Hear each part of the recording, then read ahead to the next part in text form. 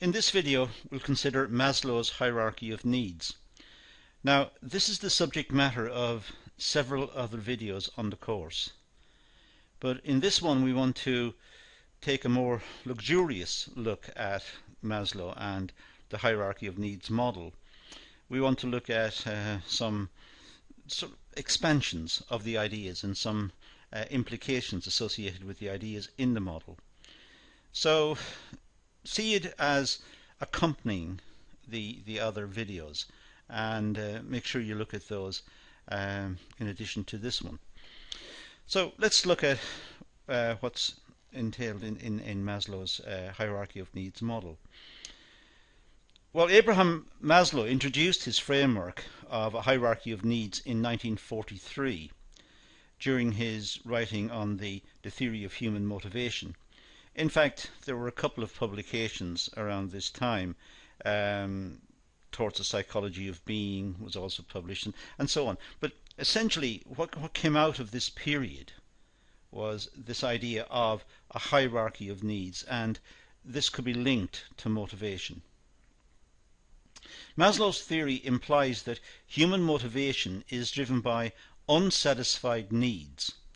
These needs have to be accomplished before they can grow, move into the other needs, and eventually reach self-actualization. So there are unsatisfied needs which must be achieved, which must be satisfied, and once they're satisfied, then there's another layer of needs, and these must also be satisfied, and so on the process continues until the individual is satisfied, what Maslow called self-actualized.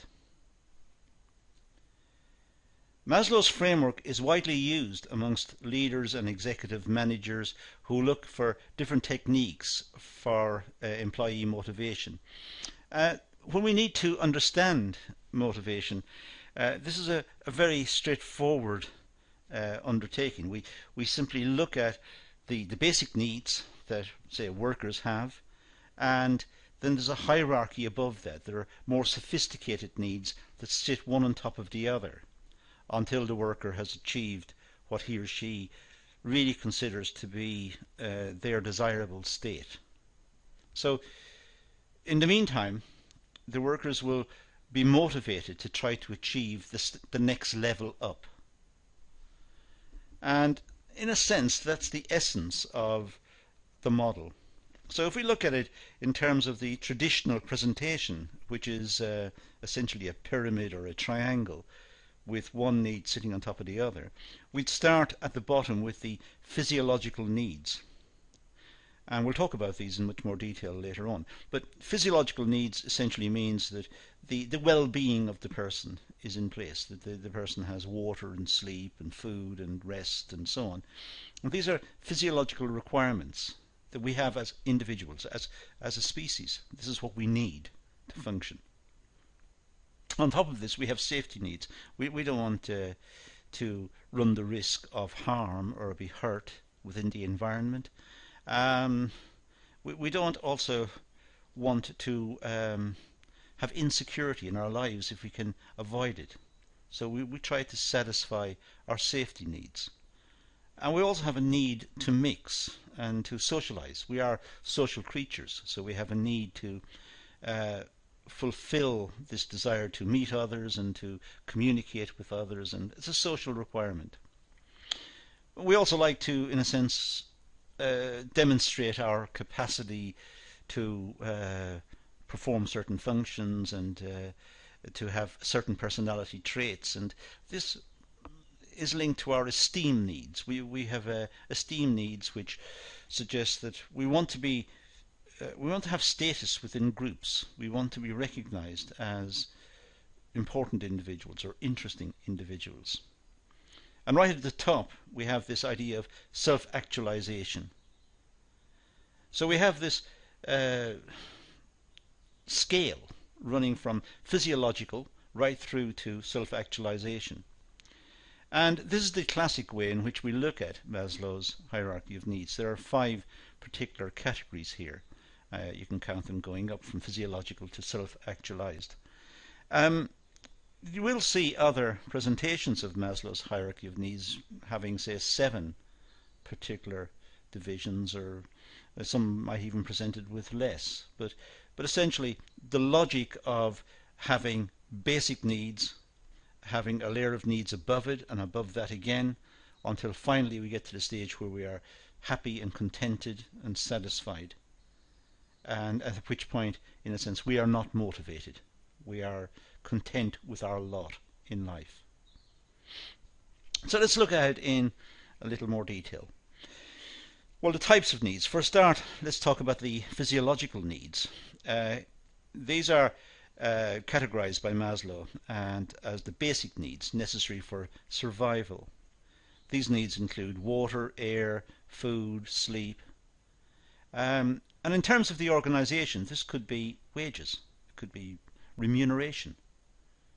Because people may enjoy the status of their work, may enjoy the social contact at work, but if they're not being paid, they will not be there.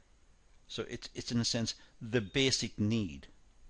They have commitments, family commitments and personal commitments that must be paid for every month or every week or whatever. And to pay for these particular purchases or expenditures, they need a wage or a salary. So that's the most basic requirement within the organization, and that's tantamount to our physiological need in the wider setting. So it's a very basic requirement.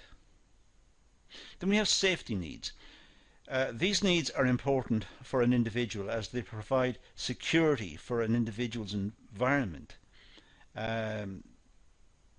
They include job security, a safe environment to work, free from harm, shelter from the environment, and health insurance.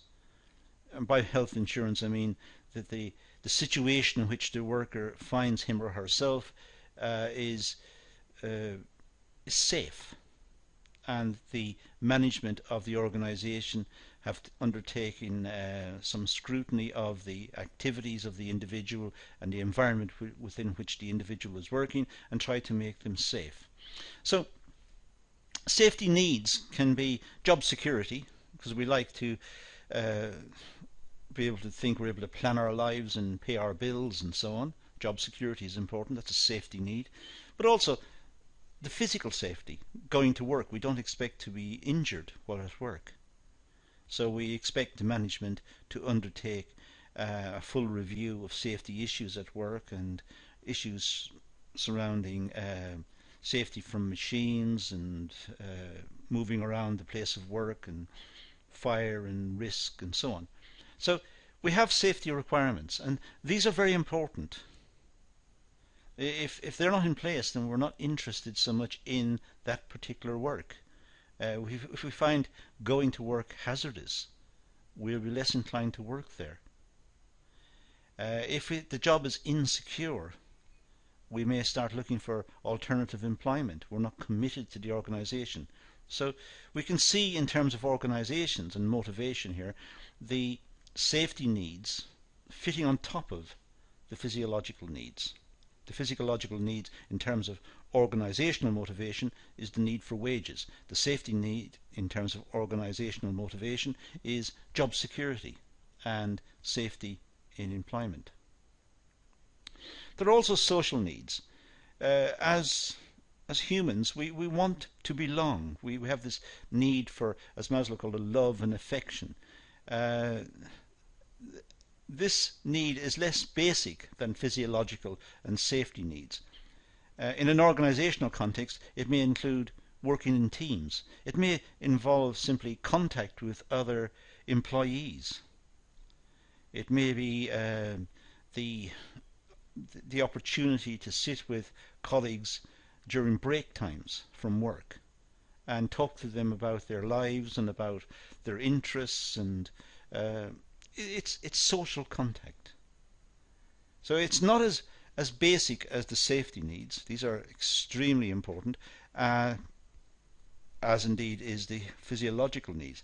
And in terms of organization, as I said, we can interpret physiological as wages and salaries, So that's very basic. Safety in terms of job security and a safe working environment. And now social needs, which is the ability to mix with colleagues at work and to socialize with them. So it's a need we have as individuals. If we're working in solitary conditions, it's not as pleasant. There are also esteem needs. This need develops after the previous three needs have been accomplished. So it sits on top of the previous three: the physiological, the safety, and the social. This includes self-respect, personal worth, social recognition and accomplishment. In an organizational environment, this may include factors such as recognition by managers. In other words, the person's contribution to work, the person's contribution within the organization is recognized. It's esteem. They are congratulated for good quality work, for efficient work, for their contribution to the organization. And the workers, in terms of organizations, would welcome this type of recognition. This is an esteem need. And then we've got self-actualization. This is perceived to be the highest level of need in Maslow's perspective. This growth includes personal growth and fulfillment or fulfilling potential. It's the fulfillment of all of the requirements of the individual. The individual is satisfied. Once the individual gets to the self-actualized part of the pyramid, they are complete. They've achieved everything they want to achieve. They're happy. They've achieved what they've set out to do. Now, what I want to do is go through these in more detail and just look at some possible spin-offs from them. So this particular video is, if you like, an amplification of other videos on this topic. So let's talk a little more about this idea of self-actualizing and look at the characteristics of the self-actualizing component. Well, for a start, within this there's a keen sense of reality. In other words, the person is acutely aware that he or she has achieved what they have managed to get and do. They understand their achievement and they are content with that. So they have a keen sense of reality. They know what they've achieved and they're happy with that, and they have no desire to go further. They have the ability to solve problems. They have a lot of self-confidence because they have gone through various processes on the way. They've experienced the other stages within the pyramid, within the hierarchy of needs. So they have confidence that they can solve problems and resolve issues. They have inner strength, if you like. They have, by introspection, they know what they're capable of doing and they're confident about their position. So they're self-confident. They're also self-reliant. They're independent individuals. They're able to look after themselves. They're aware of the possible threats in the environment. They're aware of what's going on around them. They're self-reliant. They're independent. They're able to deal with situations. They're confident. They're also democratic, fair, and non-discriminating. They like the idea of listening to others and perhaps passing on their experiences and suggestions. Maybe that's a part of the socialization need they still have, and they still want to mix with others and enjoy their status within that club or within that team or within that community. So they want to come across as democratic and listening to others, and they want to be seen as fair and non-discriminating. Generally speaking, they prefer a few intimate friends. They prefer a few friends that are truly their friends, are real friends. They don't like to mix with a lot on a superficial level. They prefer to have a few friends, and these few friends are quite deep friends. They know them very well. They're capable of laughing at themselves and joking about themselves. They're so confident about their position and their abilities that they're not adverse to joking about their own position. They're able to criticize themselves, and they know that they can recover from this, and they know they're able to uh, strengthen their position and fortify their position in this self-actualized category. So they're able to mock themselves because they know they're not being threatened.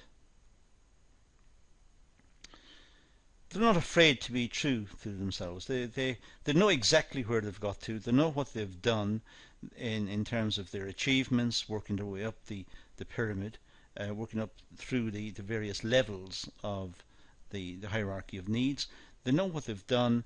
They are aware of their weaknesses if they have any, and everybody has weaknesses, but they're aware of them and they're able to deal with these.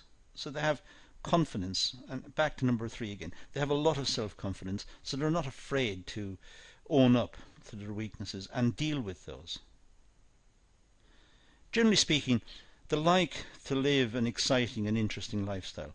They've achieved a lot, so they reward themselves by having an interesting lifestyle. They don't have to worry about having a job or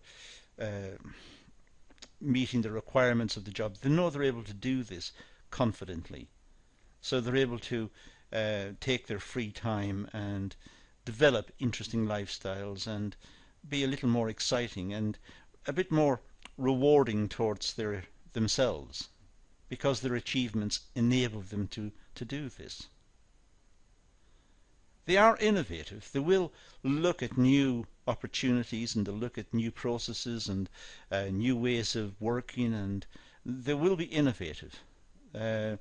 Maybe this is related to number 9, the exciting and interesting lifestyle. So they perhaps have the self-confidence to try out new things because they know they're able to work within their existing requirements and they're able to perform well within the organization. They're not threatened in any way, so they can, to some extent, experiment and try out new ideas.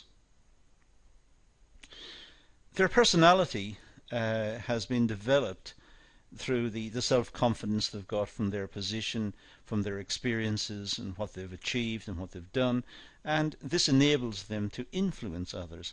Others will look up to them and respect them, and they're able to make an impression on others.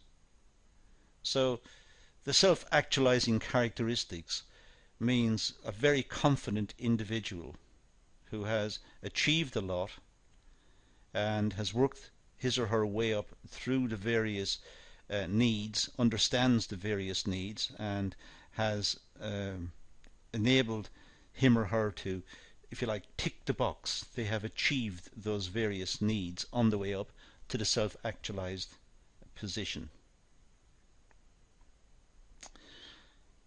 So it's not like other needs. McLagan in 2003 suggests that self-actualization can only be acknowledged once the individual has understood their personal moral ideals. The individual decides their self-actualizing opportunities. So self-actualization is not an absolute category. It is determined by the individual.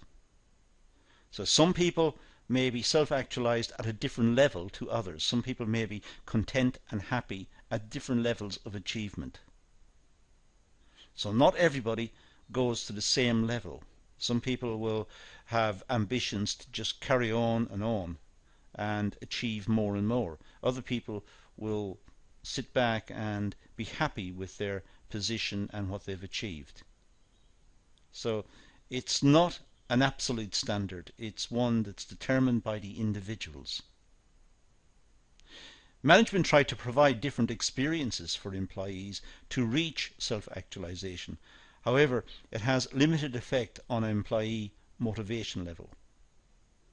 So, in a sense, once the individual has achieved the basic needs, the physiological ones, if you like, once they've got a salary that they're happy with and they can live on, they will desire more salary because they'll want more purchasing power outside.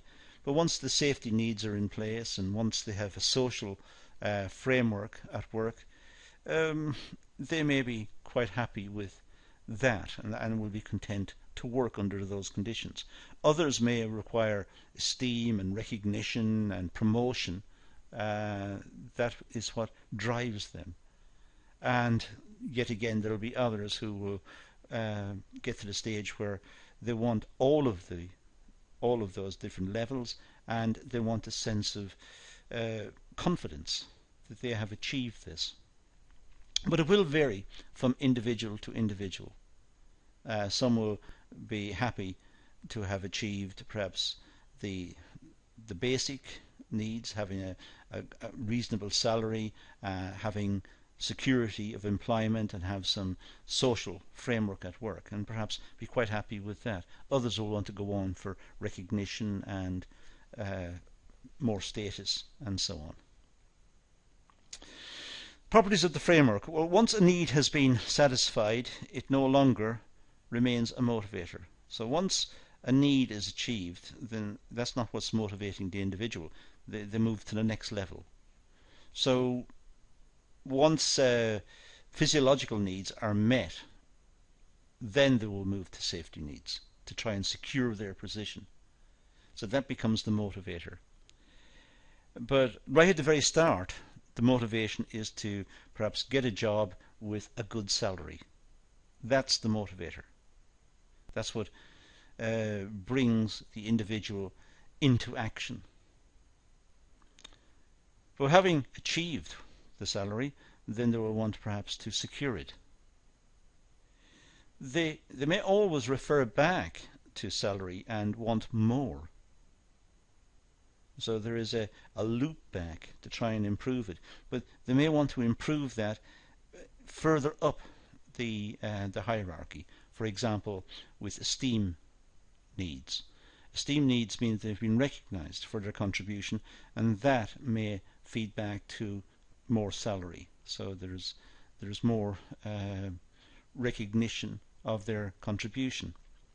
So physiological needs, the basic needs of, let's say, having a good salary, that's the first motivator, that's the first level. The next one, securing it.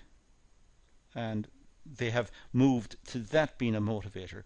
And once that's been achieved, once they're confident that they've got the job and the job is secure and even the conditions in which they're working is secure, then they will move to the social needs. See what sort of people are there, and are there friendship possibilities within the workforce. So they move to the next level, and that could be the motivator. Eventually they enjoy working there because of the contact they have with their colleagues, and so on.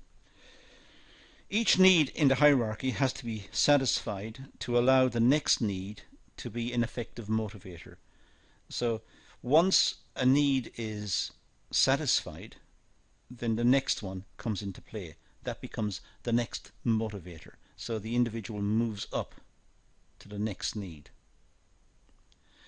If a lower level need has not accomplished its level of satisfaction, it may then become a motivator. So, in a sense, if the person is unhappy with his or her remuneration, let's say, then that remains the motivator. They don't move to the next level. They want that one resolved first, and they want to find ways to resolve it. It may mean moving job, or it may mean taking on extra responsibility, or taking on extra courses and improving competencies and application and so on. But whatever it is, that will remain the motivator. When it's achieved, then that person will move to the next level up. Individuals subconsciously have the desire to work their way up the hierarchy. So it's not done in a planned sense. This tends to be something which almost happens automatically. They start to rise up the hierarchy. Once salaries and wages are acceptable, then they move to the next level. It's almost automatic. The next one up is to try and secure this, to make sure that this job is going to remain in place so that they can plan out their personal lives more effectively. They have more confidence about being able to pay their personal bills and being able to pay living expenses. And once that's been done, they move towards the social one. And once that's been done, they move on again. So it's almost done subconsciously. There's no real thinking about this. It happens almost in an automatic way. But self-actualization is a different type of need. Self-actualization is at the top, and that's when the individual has a lot of self-confidence, as I said earlier, has a lot of understanding of the various tasks that were required to get there. They have confidence in themselves and in their abilities. They're not trying anymore because they're satisfied. They're happy with their position in life. They are self-actualized. That's at the very top of the pyramid. Now, assessment of the model within an organization. Well, motivation does not necessarily occur within the organization. Self-actualization can trigger off outside of the work environment. So self-actualization can be referenced against the norms of the society. If the norms of the society are for people to be happy with perhaps less material goods, for whatever reason, the people in this community are just simply happy to look at the quality of life rather than the quantity of life, then the reference point is outside of the organization. So motivation does not necessarily occur within the organization. Self-actualization can be triggered off outside. It could be that the society in which the organization is located is highly competitive, highly materialistic, and there's a lot of emphasis on status, in which case self-actualization may be a major issue. Individuals are motivated by different things and during different stages of their lives. We all move through different stages. There's the, if you like, the young stage, perhaps just after college or just starting out in our career. Then later on, more obligations within a family context, and then later on again, children and more family obligations and more security requirements within life to make sure that the family can be looked after, and so on. We have different stages in our lifestyles, in our personal lives, and these interact with this hierarchy of needs within the workplace. The theory lacks sufficient explanation of different individual behaviors. It doesn't really tell us about individual behaviors. Maslow's hierarchy of needs is a good structure to understand how we move from one set of motivators to the next, but it doesn't really tell us anything about the mechanisms, how we try to move from one to the next. It doesn't give us the bridges between one set and the next. It doesn't tell us what activities the individual must take in order to jump from one level up to the next. So it merely states that these are a set of motivators and these are the next set of motivators. And it's for the individual to look at his or her personal circumstances, to look at the organization within which they're engaged, and then try to work out what's the best strategy to achieve the next set of requirements, the next set of motivators. Organizational activities can result in more than one need being satisfied. Um, it could be that the organization not just provides a salary which is acceptable, meeting the, if you like, the physiological needs, the equivalent of the physiological needs that we talked about earlier, but it also perhaps offers some sort of security or contract so that two levels could be achieved simultaneously. So by working for the organization, the employee has, in a sense, ticked two boxes straight away and will then move towards satisfying the social needs.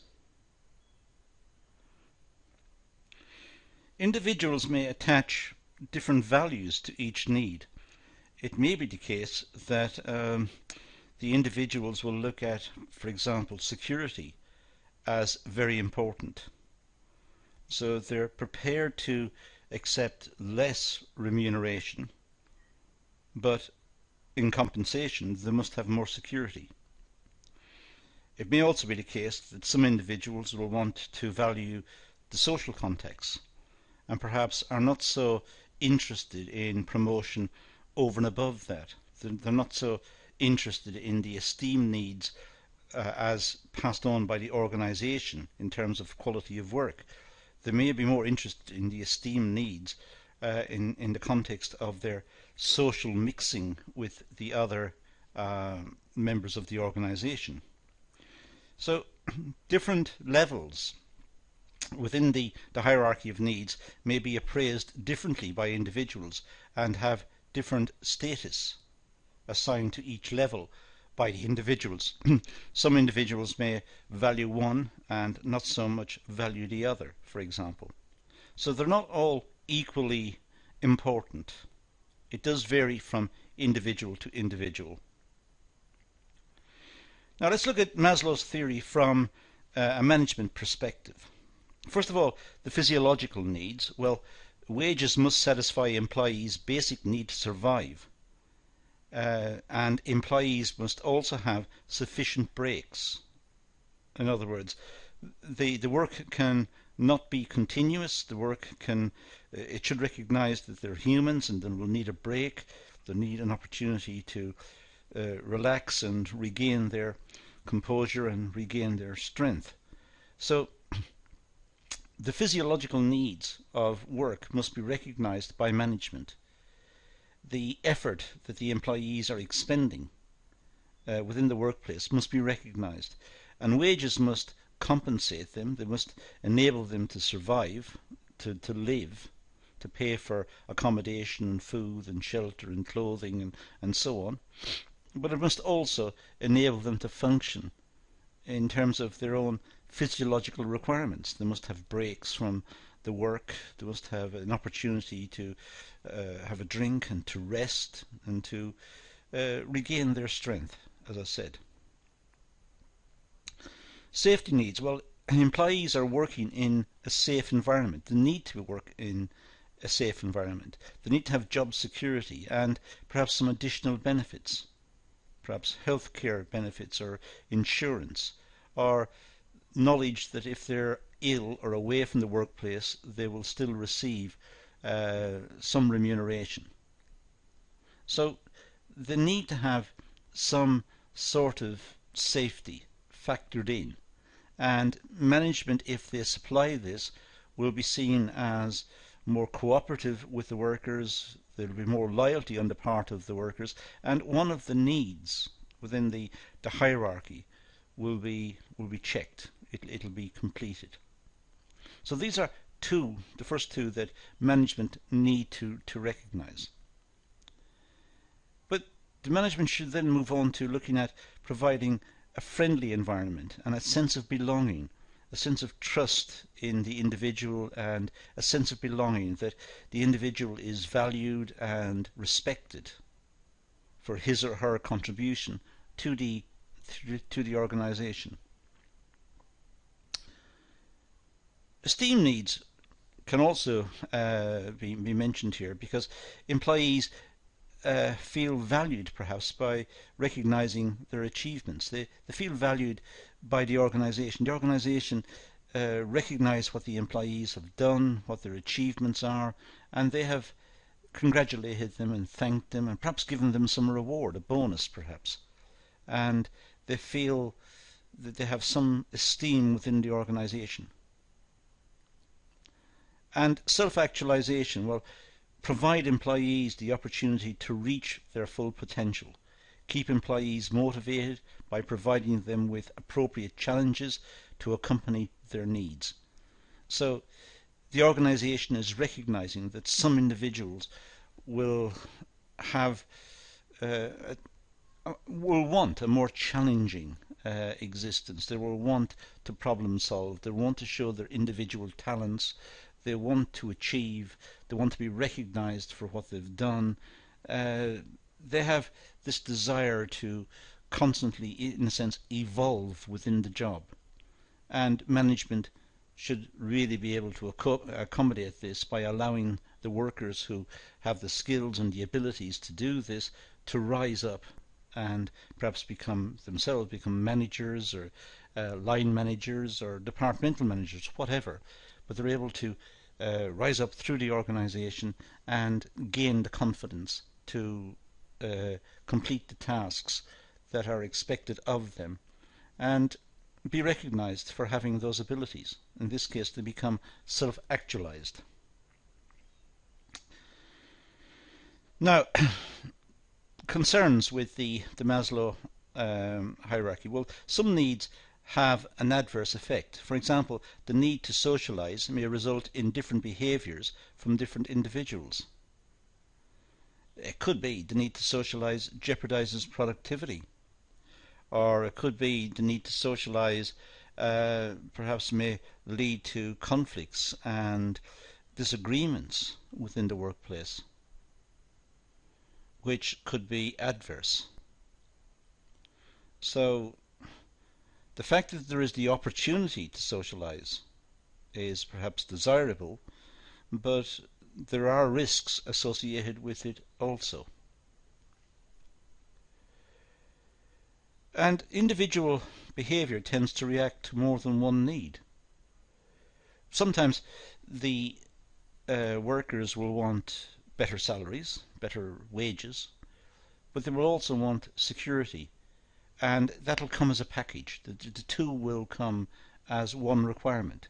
They will want more remuneration and their jobs safeguarded. And we often see within the trade union system, for example, the trade unions making claims on organisations for more remuneration for their members and job security. So the two elements are combined. So sometimes behaviour tends to react to more than one need. And there's also the problem of how do individuals know when a need has been satisfied? Well, in the context of, let's say, security, job security, it could be that the management issue a contract and say that their jobs are guaranteed for the next year. That may indicate to them that they have achieved their security, so they may move on to the next level. In the absence of that, it's difficult for them to know if they have got job security. They may be working day to day, they may be working week to week. They're not sure if they're going to have a job in a month's time or in a week's time.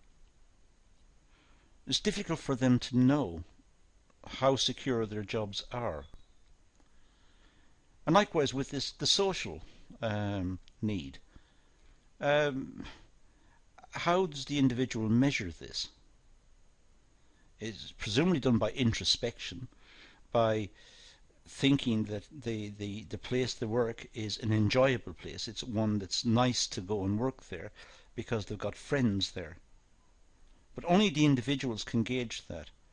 And then it's also the case that friends within the workplace may leave to go to work elsewhere because they've been offered perhaps more salary or more wages elsewhere. So that social framework has been partially destroyed. Does that mean then that the person who has engaged in work because they have completed the first two stages of Maslow and moved on to the social stage, will now have to regress and go back to the second stage, which is the security stage, because in a sense they can't go on because there is no social stage. Their friends have left. So individuals have to try and work out whereabouts they are within the hierarchy of needs.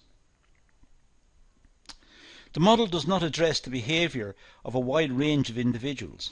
For example, working for low pay for the sake of future benefits. There's a wide range of behavior that we may encounter within work. Sometimes people will work for very little because they enjoy the ambience of the workplace, they like the environment in which they work. So they're satisfied, not self-satisfied, but they're not self-actualized, I should say. They're contained within that one level, but in a sense they're quite happy within that one level. So they're working for perhaps very little remuneration, but they take out their enjoyment of the experience of working there, and that's what they appreciate. So they're not moving up this hierarchy of needs, not necessarily, at least. Anything perhaps above it that they can easily achieve is a bonus. There's little evidence to support the model.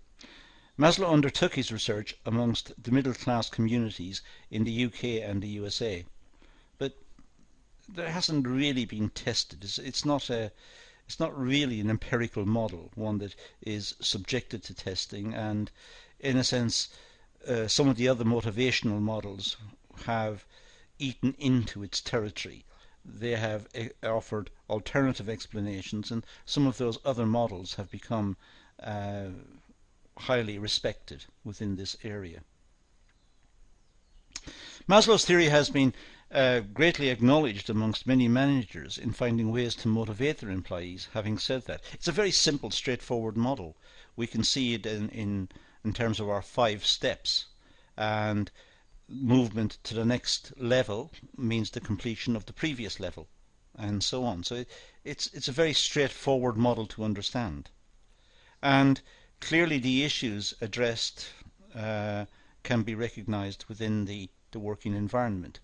Clearly the workers will need adequate remuneration and compensation for going to work so that they can pay their household bills and so on. Clearly that's a most basic need, and that's the equivalent to the physiological need that we can see in other contexts. But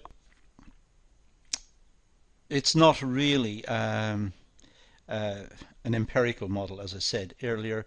It's one, however, managers can recognize, and it's an easy one to carry around with us, an easy one to understand. However, there have been studies carried out which do not support the model. Some suggest that there are all sorts of issues, some of which we've talked about in this video. For example, not all the stages are equally weighted. Not all the stages are important. Not all the phases in the model, the 5 phases, are equally important. And it could also be that there's retrogression. People move to one level and then move back, and have to move back because insecurity issues further back may cause an issue, or remuneration may fall over a longer period, and so on, and they'll find that they are constantly moving up a step and down a step and so on. So it can be somewhat more sophisticated and more complicated as a consequence. There is a lack of scientific support, but this is the first theory that people are exposed to. It's one that we come across immediately when we consider motivation in the business area, business and management area. It's a fundamental model. It is a neat model. It does offer us some insight into motivation. It's just that we have to treat it somewhat more sophisticatedly. We have to realize, as I said earlier, not all the stages in the hierarchy are equal. There is movement upwards and downwards. It's difficult to test the model empirically. It's difficult to perform scientific tests on the model. And different stages have to be recognized by individuals as being complete before they move on, and not all individuals can recognize when stages are complete. So it is much more complicated than it looks, but at the same time it does offer us a very good opening introduction to motivation within organizations. So that's all we'll talk about in this session, so let's leave it at that and say thank you for watching.